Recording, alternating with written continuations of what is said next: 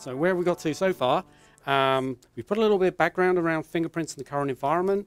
We've done a very brief introduction to some ideas of probability. Okay, promise you now, no more maths. What we're going to do is we're going to take some of those ideas of probability and see how we can relate them specifically to fingerprints. Okay, so we're going to answer that question, how can this be applied? Well, let's think about what we're trying to do in fingerprints. Let's take it very much. Sarah used that phrase about we want you to step outside the box for a minute and just think about what we do in fingerprints. So fingerprint examination, we're trying to establish whether a latent print, which we know is going to be partial and distorted, and a known print come from the same individual. Ultimately, that's what we're trying to do. Okay. And as I say, we're comparing partial and distorted area, friction-rich detail, and an area taken under controlled conditions. So our expectation is the known is going to be a perfect representation of the finger. As practicing latent print examiners, how often have you ever seen that? That's a whole different ballgame. Okay, so how do we do this? Well, we talked about, and Sarah mentioned ACE-V. We use ACE-V as our method, and I'm going to start putting method in quote marks now, as our method. So we have an analysis phase.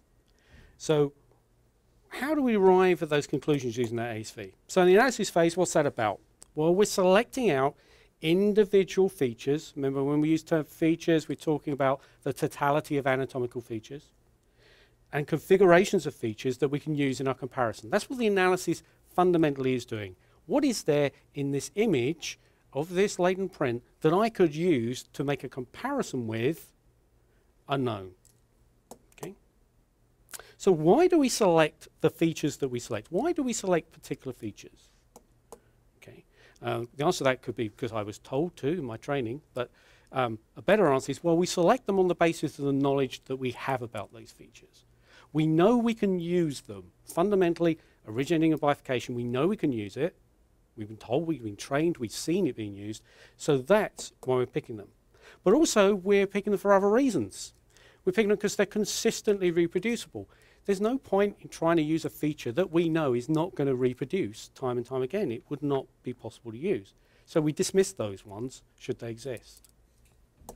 Okay. And also, we're looking for features which have a high degree of specificity.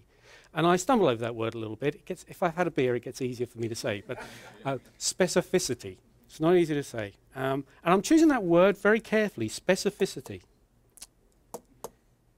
Okay.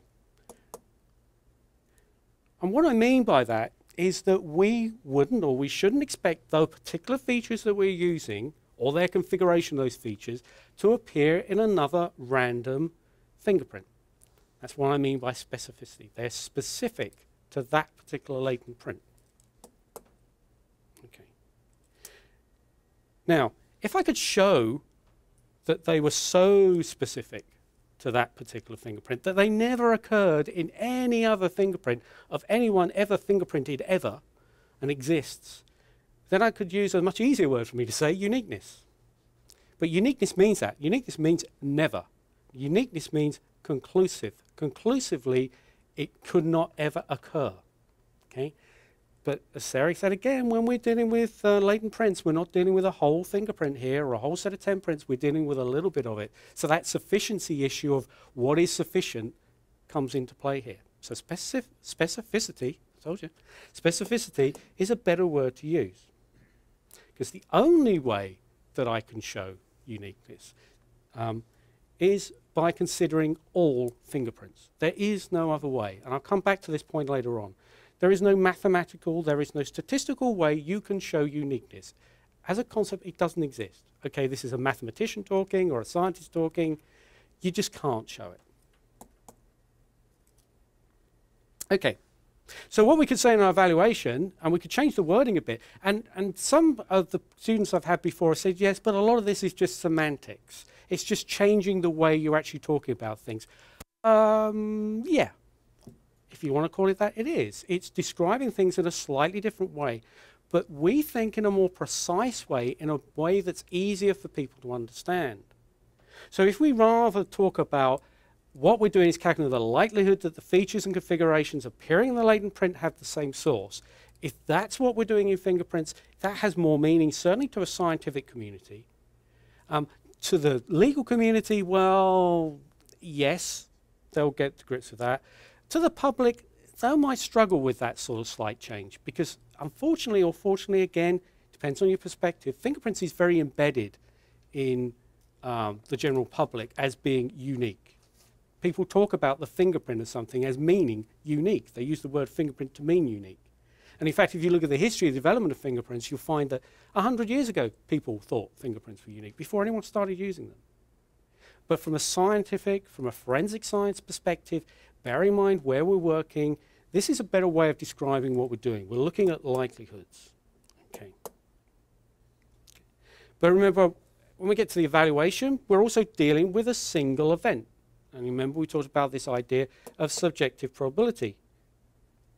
Okay, as something that we could use, this way of logical thinking to work probabilities out for single events. Okay, and you'll also remember they were based on empirical observations and belief. Okay. They weren't just intuitive, they weren't snatched out of the air. This subjective probability was based on empirical observation. Well, empirical observations, we pretty much all understand, I guess, what we mean by that. Belief, what's that? Well, in fingerprints, we don't call it belief, we call it experience. Belief is the term that the mathematicians use in terms of describing this, but it actually relates perfectly to experience. So what we're saying is using the subjective way of probabilistic way of looking at it, we're using our empirical evidence and our experience, and training is there by definition, to actually determine whether the likelihood of that particular match. So fundamentally, the current approach that we use can be described as being probabilistic, okay, and has a logical basis. In other words, there's nothing really wrong with what we were doing. And this is the conclusion that Sarah and I come to. When you look at all this stuff and you read through it, that's what it says. There's nothing really fundamentally wrong with what we're doing. It works. You can explain it. You can explain it in scientific terms, in mathematical terms, and logical terms. We are all working probabilistically. That might come as a shock to some of you. You might not like the idea, but that's what we're doing. But there's a couple of caveats to that. First one is, provided that those features and configurations of features we're using really do have that high degree of specificity. So that's the first point. Yes, this works, this subjective, but you've got to know that they're really specific enough for you to use. So how confident can we be that all those features that we use in our comparison really are that specific? That's where it gets a little fuzzy when you start looking at all the literature about, you know, what is there that fundamentally says, and then when you relate it to a particular case, what is it that relates to that particular case? So that's one of those little grey areas that people pick up on. But nonetheless, we do have some scientific validity. We already identified some issues. Consistency, great, but subjective probability, we already decided that's going to be pretty inconsistent. Transparency, yeah, well, I've struggled, perhaps, well, not too much, to explain the concept here. Is this something that's going to be easily understood by a jury, by a lawyer, by a detective? So the transparency issues are still there. Reproducibility, we said, yeah, okay, well, that's consistency over time. That subjective probability is going to fall down there. And, you know, it says there, etc. There's a number of other things you could look at it and say, well, there may be some little gaps here. And that's really the thing with fingerprints. That's the sort of one of the first points to take from today or the next 2 days, is there's nothing really broken in fingerprints, but there are little gaps. There are some little chinks in the armor. When I did my training at Scotland Yard, I was told that fingerprints was a complete science. We knew everything about fingerprints. I mean, that was 1983. Nobody'd heard of ACE-V then. Nobody'd heard of third level detail. So that's just not true. And in fact, science is not like that. Science advances. Science constantly rechecks what it's doing and then moves on, and then maybe moves in a different direction. Okay. And I've added another one in there because I thought I would. What constitutes sufficient experience anyway? We talk, well, if we're going to base fundamentally our decisions on an experience, well, what do we mean by experience? To become a fingerprint expert in the UK in the 1960s, you had to do about 13 years before you were recognised as a fingerprint expert. That then was dropped to 7 years towards the end of the 60s. When I trained in the 80s, it was 5 years. You couldn't be a fingerprint expert. In other words, you couldn't go to court. You couldn't call yourself a fingerprint expert till you'd had 5 years experience. thanks to European Union legislation and other things, we can't have a time-based qualification anymore, but it's about 3 years now. So does that mean I'm a better fingerprint examiner than my newer colleagues because I did longer? You know, what actually constitutes sufficient experience? And also time doesn't work, does it? Because again, you see that thing where the more experienced examiners, and I'm sure it doesn't include some of the people in this room, but myself, it's a decision that I've been able to take, luckily for me, that I've always done casework for my 20-odd years. But most people of my ilk would have stopped doing the casework, would be managing teams, and would do the odd case every now and then. So is their experience actually as valuable as the new trainee who is doing 8 hours of casework every day of the week? So, okay, great. So how's probability going to help? Well, we can use those ideas of probability to understand, as we've just done there, the way we currently did it. So I think in that, and we haven't gone into the great depth, there is a way of explaining what we're doing in a probabilistic framework which is far more understandable by some of our critics. So I'm thinking here of those guys who wrote the NAS report, the biologists and the physicists and the people there, where they came from. They would understand this idea of explaining. They would see that that was valuable. So maybe that would help address some of the issues they have. But we could do more. Okay. What if we were to model the features in a fingerprint? Okay. Remember, model a construct of reality. So we're not going to end up with a definitive answer. What we're going to end up with is a probability, a measure. Okay. What if we could do that? We could produce some data, those measures, and maybe they could assist us. Lesson 1, these tools that we're talking about and you'll use today do not replace what we do. They're about supporting. They're about providing extra information for you to make your evaluation. So what would that data consist of? Why would that be any better than what I could do now? Well, it's going to be consistent, because whatever you put into that computer, you're going to get the same answer out. Doesn't matter who puts it in, you will get the same answer. Okay? It's going to be transparent. Now, we'll not go into this, and I'll explain why later on, but it has underlying theories and databases, so we can explain exactly how that computer software arrived and where it arrived. And it's reproducible. It's going to give me the same answer yesterday as it would in 10 years or would have 10 years ago. So it's starting to address some of the issues that we flagged up. In fact, you could say it's more objective. Now, I don't quite like that word objective, because you get into this objective sort of thing. That's why I've put it in quotation marks. But you'll see that said, probability is more objective. Guess what they're really meaning by that? You're taking it out of the mind. You remember this idea of subjective probability is a construct of the mind. In FBI terms, they talk about the black box. You know, it's all in the head. You're taking it a bit out of me and you're putting it in something over there which we all share. And that means it's slightly more objective. It's outside of just relying on my personal expertise, outside, if you like, of that cult of expert. So the software you're going to use today is called FSS Fingerprint DAXIS. And that software has been designed with this in mind. Well, to be honest, we didn't design it as a tool to start off with. That's not where it started. This project's been running for about 7 years. So it was designed as an academic measure of minutiae and is developed into a tool as things have developed alongside. Okay. And it generates an output only based on minutiae configurations. Well, why only minutiae? And remember, by minutiae I mean ridge endings and bifurcations. I do not mean dots. Okay? It's only you think, you know, you're all thinking, yeah, well, that's great, but that's a completely incomplete examination. Why have they done that? Well, the answer isn't because we're lazy. Well, I don't think it is, anyway. First of all, we picked the universally accepted features. Every latent print examiner around the world uses ridge endings and bifurcations. They're used in almost all comparisons. It used to say all comparisons until one student in the class said that they'd made a full identification just based on pause. But I pretty much, I don't know if everyone agrees with me, pretty much we use ridge endings and bifurcations all the time. So it's a good idea to start with something that we all know. Plus, we all know what a ridge ending and a bifurcation looks like, don't we? Yeah.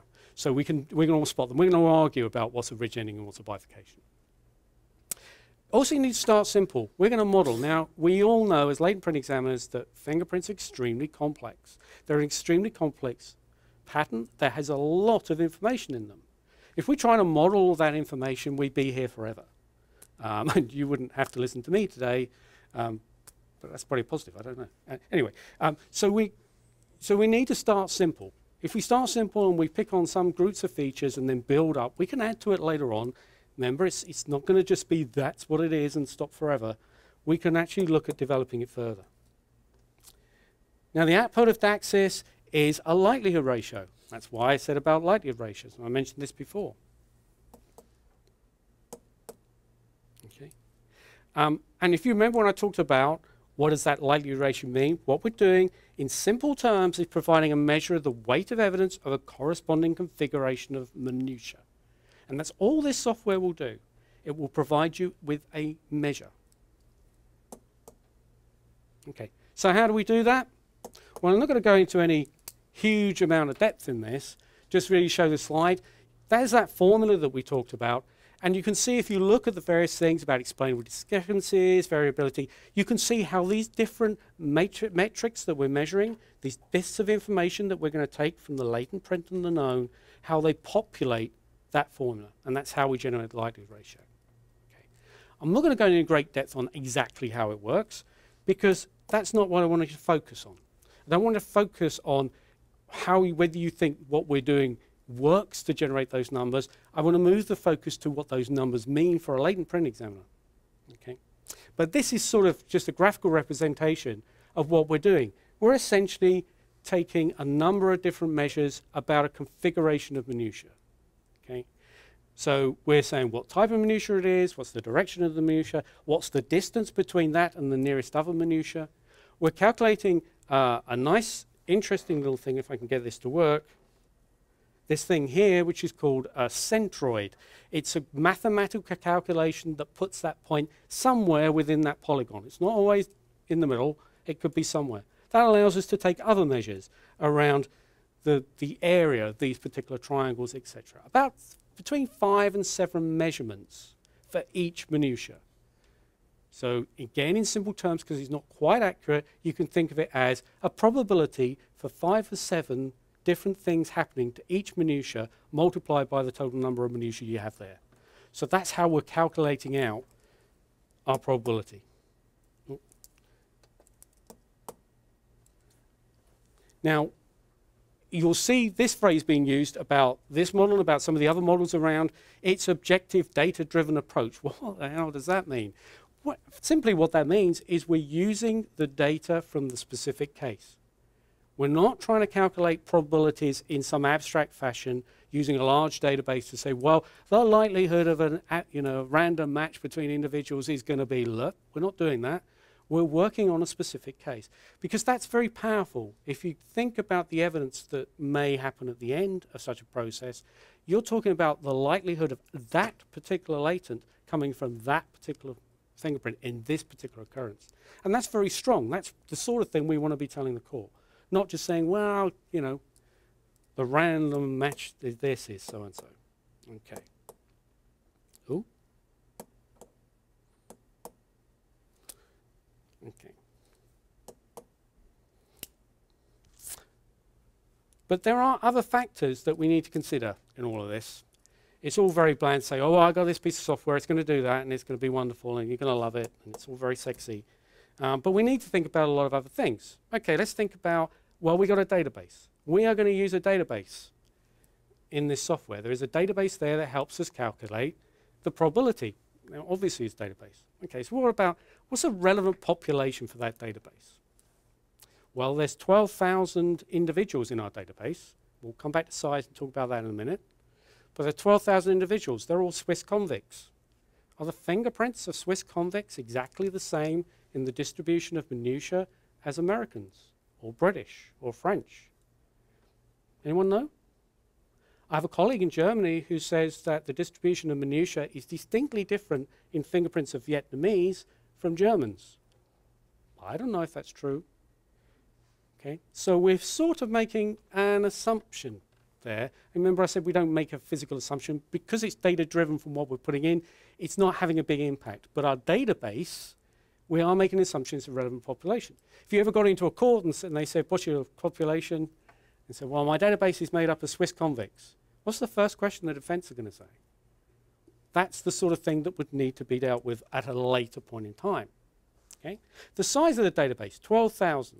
It's 160, 170,000 configurations of minutiae in there. Is that big enough?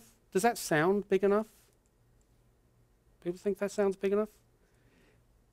No. Doesn't sound big enough? Well, the thing is that we're using probabilities. We're using a branch of statistics. The whole point of that is to take a small sample and then extrapolate some information from it using a model, which is a contract to reality, which we show gives us an answer close to reality. That's the point. If we could put all the databases in there, everybody's fingerprints in the world, we don't need to use probabilities because, hey, if we got everybody's fingerprint, then we might be able to show absolute certainty. If we, sorry.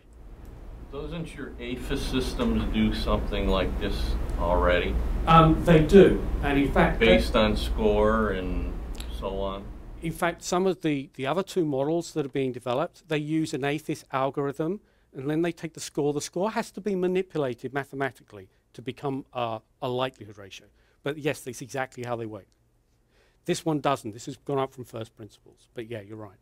But just to reinforce that, the scores that you see on an APHIS are not reliable enough and accurate enough to be used as a likelihood ratio or to calculate a likelihood ratio. Need an extra bit of work. But the size of the database, yeah, I don't know if that's a big enough database. We have a lot of very clever statisticians back in the UK who will publish a paper with the Royal Statistics Society, which will say that, yes, it is a reliable size database. I know DNA statistics, for example, are based on about 300 to 500 individuals. However, they're not quite comparable for reasons I won't go into. You can't make a direct leap between the two.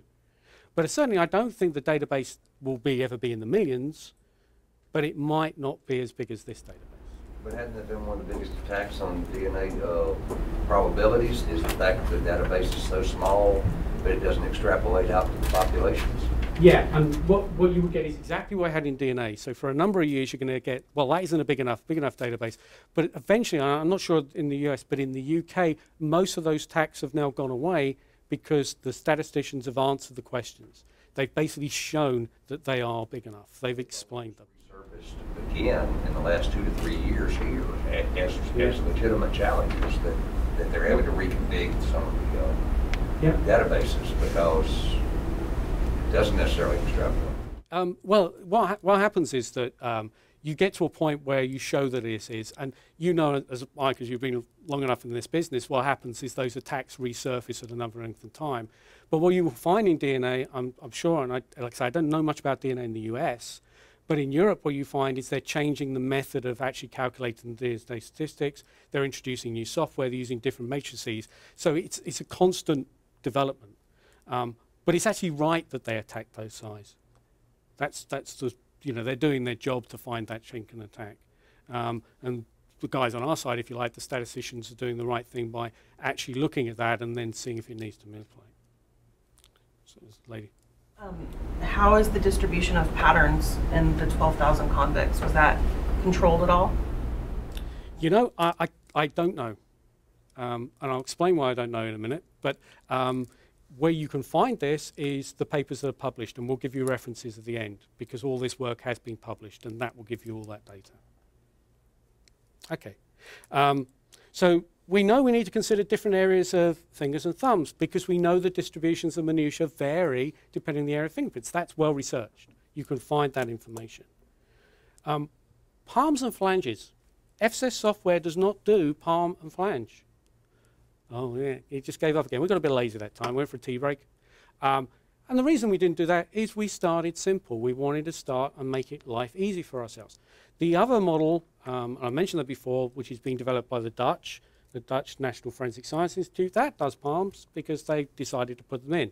They did a different approach.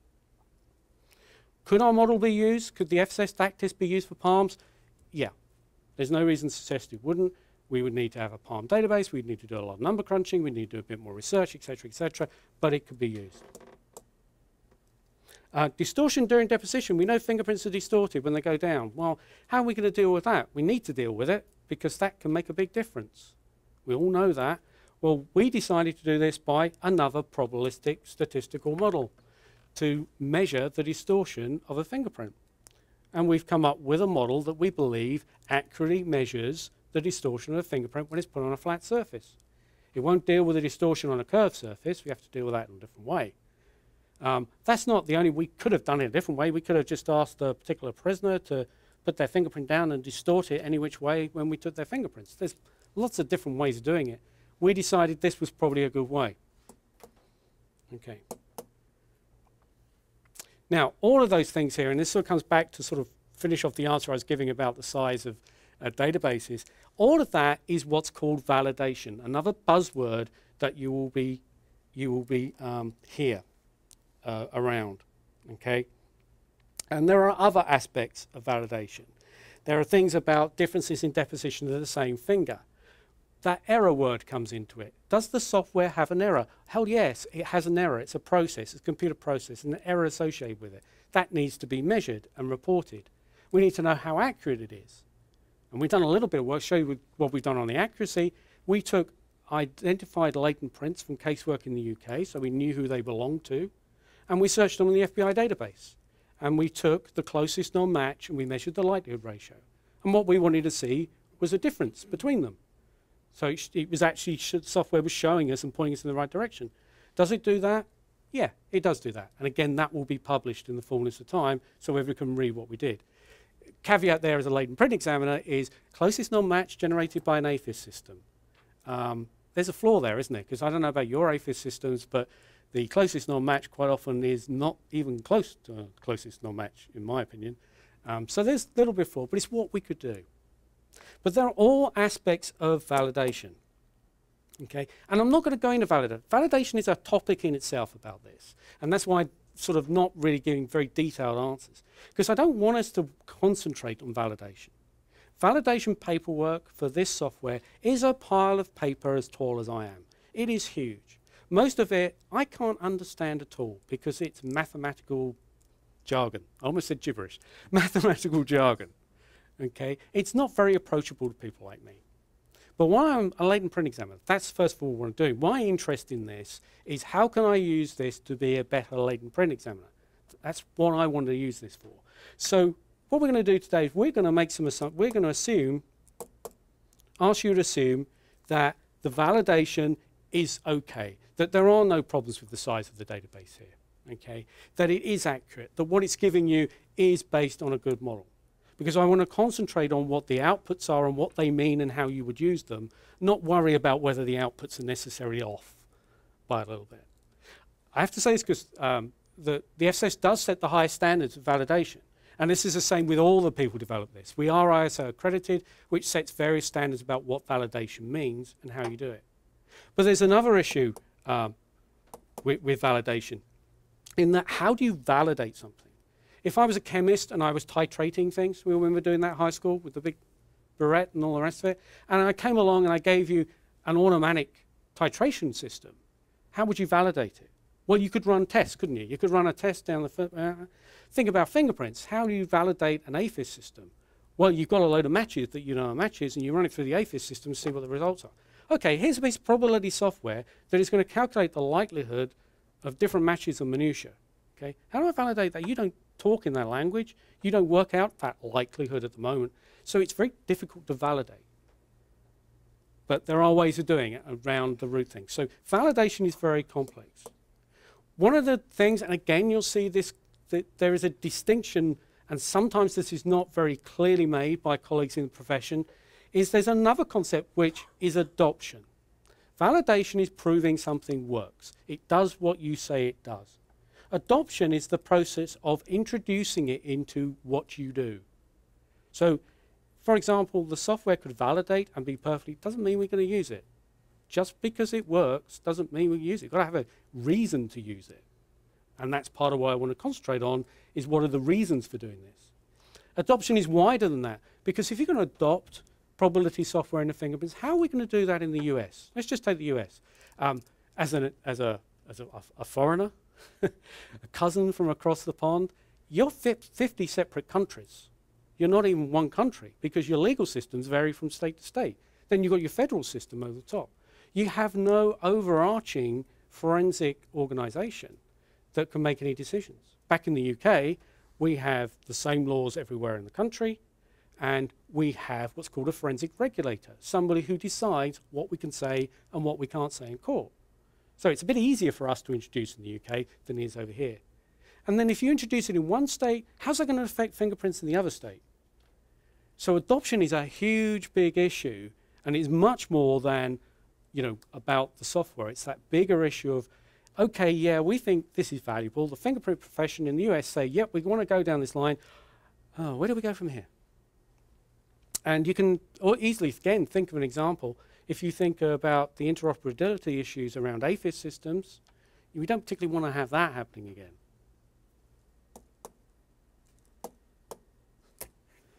Okay, but of course, we're going to talk about this as first generation software. It's only looking at minutiae, and we've explained the reasons why.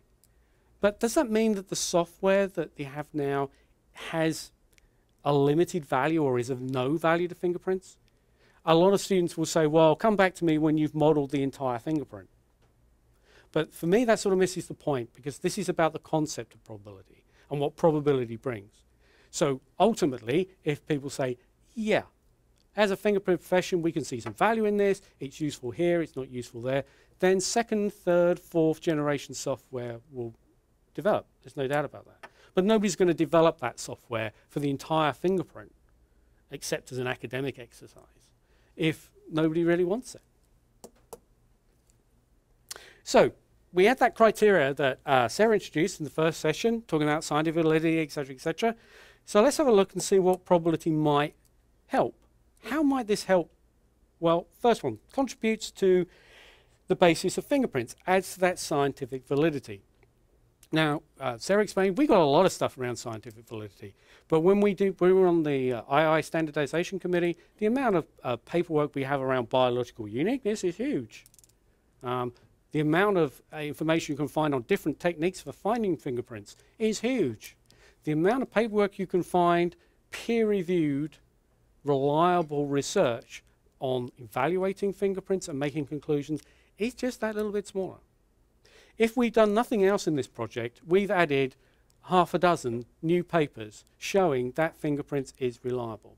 And you will see later on in the day, when we go through the software, when we look at the results that we have, that we can show that fingerprints works. Okay? So if we've done nothing else, big tick in the box, thank you very much. Okay. Sufficiency. Well, is it going to help us with sufficiency? We'll leave that one in the air. You might come back to that later on. I think it provides us a guide to sufficiency, but is it going to give us an answer to all those issues around it? No. Consistency, well, we said same output, same observations, so it's going to give us some consistency. Is it going to solve the whole problem of consistency? No. Transparency, yeah, it's going to help with that, and I think one of the gentlemen here, we were talking outside, you know, this idea that, yeah, it can really help with transparency by demonstrating how we arrived at a decision. It's very good at that, and you'll see that later on. Okay, reproducibility, well, consistency over time, so the same impact. Training, oh, here's an interesting one. This is an idea that we didn't think about when we first sort of talked about, started using this and thought about a model that could be used for fingerprint examiners, but it's actually capturing experience. If this model is correct, if this model is accurate, it's capturing the experience and knowledge that experts generate over the years of looking at latent prints. So that's good, because that means the new person that comes through the door, I can give them something that's going to help them. I'm going to tell them what to do. It's going to help them. I'm going to give them some experience in a form that they can use. So that could be quite neat. So that may be something that's developed in future. It's not something we're pushing at a particular time. Okay, so we can identify some value. It's not a panacea to all ills. And again, probability will not solve all the issues in fingerprints. It will not address every issue in the NES report. It will not address every issue of the critic. By definition, critics are critics. They're always going to criticize. And they'll just, like the courts, they'll just find something else to criticize. So ultimately, it's not a panacea. But it is perhaps going to help. And what we want you to do is think about this yourself. We're giving you the tools, if you like, to look at this software and think and say, well, okay, I think it can help me. Or, yeah, rubbish, throw it away. That's your decision. That's a profession decision. The big question, does having this software challenge your ability to individualize? Everyone's sitting there thinking, oh, yeah, but I want to individualize. Why do we want to individualize? Because we like the fact that we can go to court and give extremely strong evidence. And we like that fact because we know that 99.999% of the time we are absolutely right and we get the right guy. And we do what ultimately we're all about, which is public safety, because that's fundamentally what we're here for. So individualizing is what we want to do. So again, you hear, go probabilistic, you can never individualize again. So let's have a look at that. Okay. So what do we mean by individualization? Well, you can put all sorts of words around it and all the rest of it and call it different things, but we're basically saying it's a conclusive match. Conclusive. Remember, from a mathematical, scientific point of view, conclusive is very difficult. You don't really have many things that are conclusive. Don't have anything really that's conclusive. We only came up with death. So what we actually probably want to think about is, let's do a bit of semantics again, if you like, and let's not think about that. Let's think about what we want to do is exclude any likelihood of another source. So it's the same way of saying the same thing. That does mean inclusive, but it's a slightly different way. But now we're talking about likelihoods. We want to know how likely it is that it could have come from another source. Now, the trouble with individualization is that it cannot be supported from a scientific mathematical viewpoint. Just from the whole concept of maths and science does not accept that conclusivity, except in one particular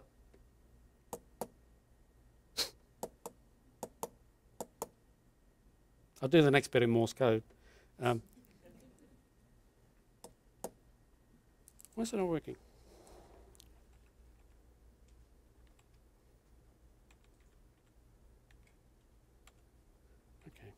Well, I think it's, go back up. Right, it can't be supported from a scientific mathematical viewpoint. I think there's something missing there. There is actually only one way that you could show, oh no, actually, give it 24, right? So it can't be supported from that scientific mathematical viewpoint. Okay. What's becoming more accepted, and it'll be interesting to ask, is that it's unnecessary now to exclude all sources of a fingerprint. Remember some years back, you used to talk about this fingerprint could only come from this individual, and I can exclude everybody alive, dead, ever existed in any universe whatsoever. It could only be this individual. Okay. And I think it's becoming, you disagree with me if you like, it's becoming more accepted that we don't need to do that. Most people agree with that statement? It's nice if somebody disagrees. No. Okay. And that's because we think about relevant populations. If a murder takes place in Largo, do we need to exclude the possibility that an Amazonian Indian committed that murder? Okay? Even with a very fast canoe. It's not going to happen. So we can think about relevant populations. So if you go back, and you can think about other, and they are ludicrous examples, but you can think about a cruise ship in the middle of the Atlantic, and you've got 4 people on the cruise ship, and one's murdered. Okay? It's pretty likely it's going to be one of the other 3. Again, we're excluding our Amazon Indian with his fast canoe. The relevant populations mean something. And remember I asked about 9 right at the start there, was that strong evidence? The bit of information that was missing is what's the relevant population. You can't evaluate that weight of evidence unless you know what you're talking, the context in which he's talking. So 9 times more likely to be myself as the murderer on that cruise ship and not the other 2 probably has a higher weight of evidence than 9 times more likely to be the murderer of somebody just outside in the street in Largo. So the context has a relevance here. Relevant populations is an incredibly difficult issue. And again, before anyone says, it's another attack with DNA. Have you got the relevant population? You're using DNA statistics which are based on Northern Europeans, but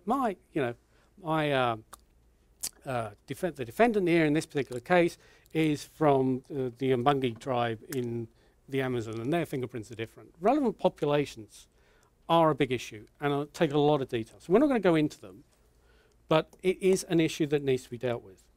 So let's consider another definition. The finding of the examination is such that the likelihood of another person in the relevant population being the source of the latent is so diminishingly small it can be discounted. I love this phrase, diminishingly small, mainly because I can say diminishingly. What do I mean by that? What I mean is, oh, basically, yeah, I accept there is a possibility this might belong to my Amazonian Indian friend, but he's not relevant to this case anyway because he's not here. And secondly, the likelihood, anyway, based on the features that I've observed and all the observation I made, is so small, based on my experience, my knowledge, the empirical evidence, blah, blah, blah, that I can say, oh, no, I can dismiss it, okay?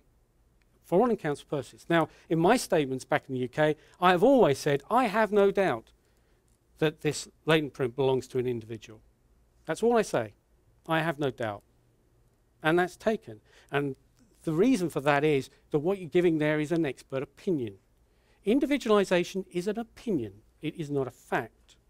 And therefore, as long as we remain recognized as experts in our field, and that's never going to go because we are, we will always have the ability in court to give an opinion. That's what an expert witness has. That's what makes us different from other witnesses.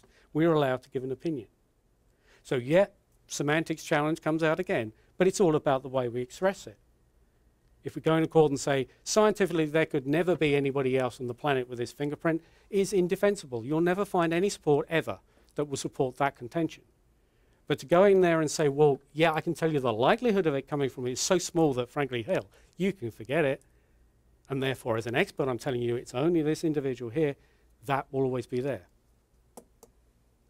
Okay? So, fundamental objective of latent print comparison is to associate an individual with a latent recover from the scene or a crime scene. Okay? The probative value of that association is dependent on the circumstances also.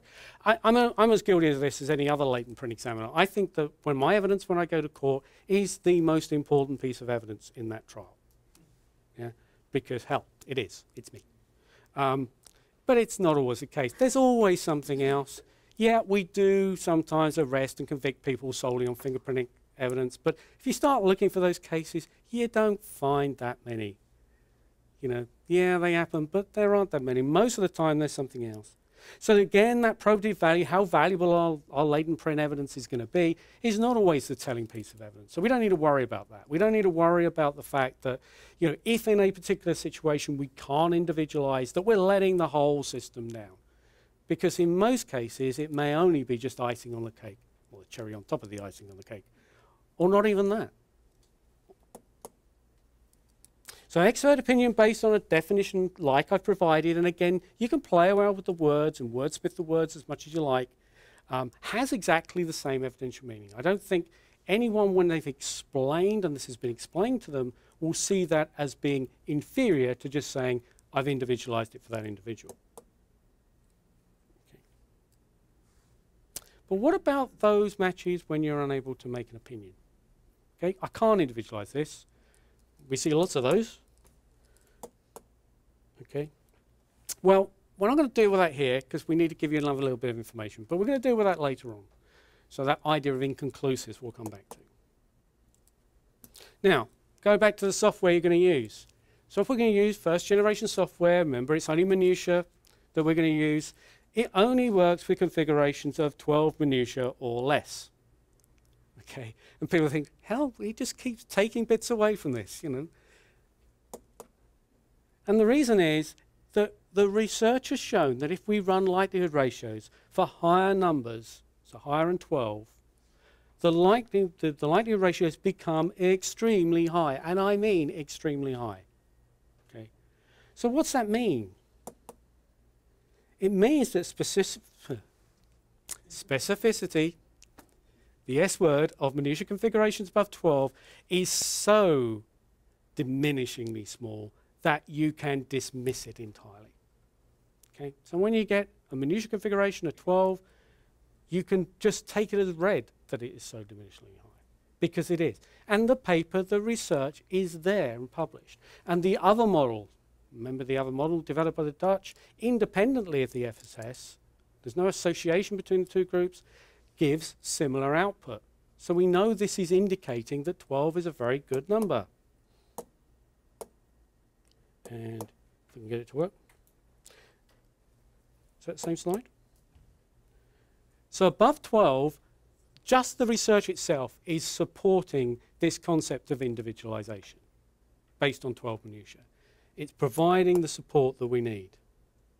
And of course, that's really interesting for people who do temporary work, because actually the idea that we would go to some sort of probabilistic scale for temporary work wouldn't really work, would it? Criminal records are based on fingerprints pretty much universally around the world. It's the same in the US. You can't go to court and say, he might have been the rapist we sent to prison for 10 years, 7 years ago. That doesn't work. You've got to have some certainty there.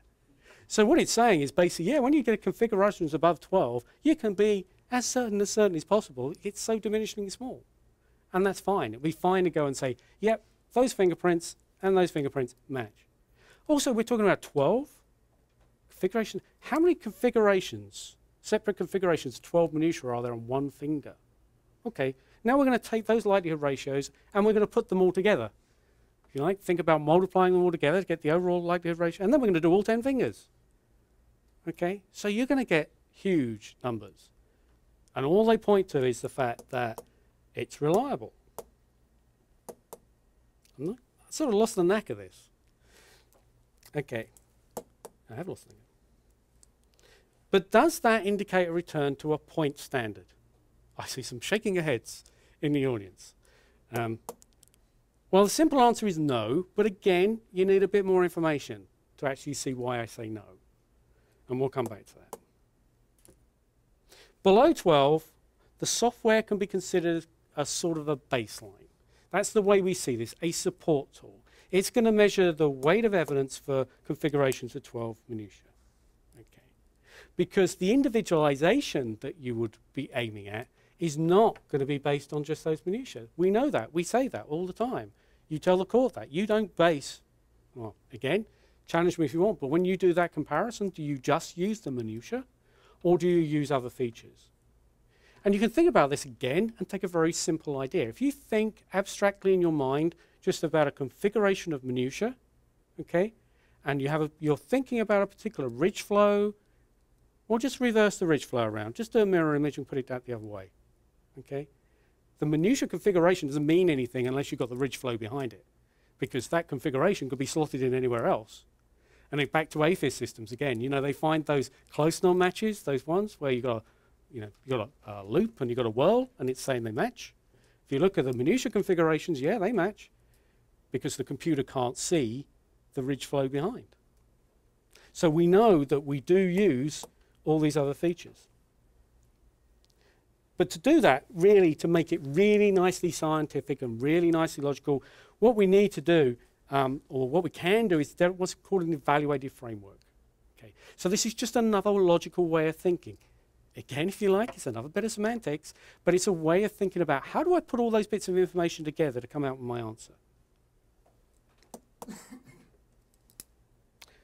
Okay, so that's where we are. I've addressed some of the issues, and lots of those will come up again and again as we go through the rest of the day, and we'll deal with those. So we're going to introduce you to a demonstration of the Fingerprint.II software. Okay, so Sarah's going to take you through, show you this software, show you how it performs in a couple of practical examples. Okay, so any questions on what I've said so far? Yeah. When you look at what you use for the comparison, you mentioned you're using bifurcations and ending ridges.